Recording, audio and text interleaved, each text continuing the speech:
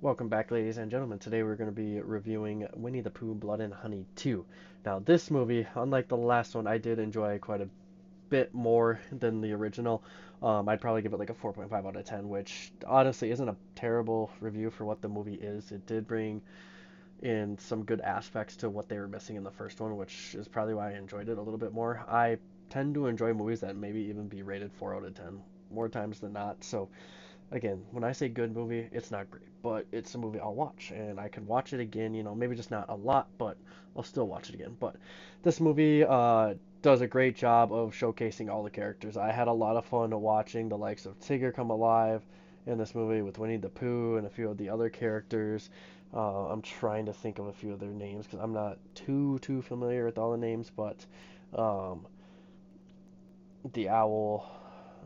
There's a few others here in the movie, but I really like what they did with these Disney characters this time. They actually gave them a realistic look to Winnie the Pooh. Tigger looked great in this movie, and really they kind of made Tigger sound like the hardest badass of them all within this movie, and they did a great job of showing that too.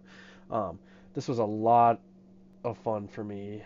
Um, to watch because a lot more was happening. It was more gory. I'm a huge fan of a gory movie, especially in these slashers, and this did it for me. This was great. I loved it. They explored the background of Christopher Robin here within this movie, which they didn't really do a crazy amount in the first one.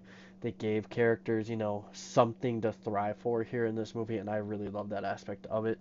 It definitely was an upgrade there from the first one. I actually really liked what they did, so I highly recommend at least checking this out. Now, it's not going to be your top tier slasher at all, by any means, but it is something that is worth at least one watch through, and it gives you some hope for this Pooniverse in the future, in a sense.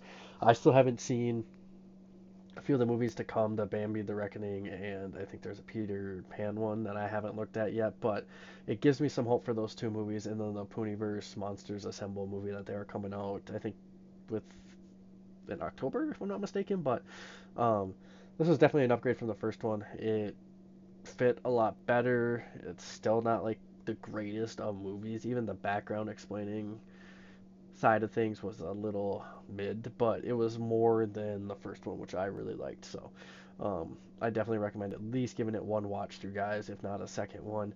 We have more movies of this universe coming out in the future. We got Screamboat, we got Bambi the Reckoning, Peter Pan, Pinocchio. There's quite a few different things they're going to be doing, and then they're going to have their Pooniverse Monsters Assemble, and I think they're going to do a second one. And I'm sure they're doing a lot more. But I appreciate you guys for stopping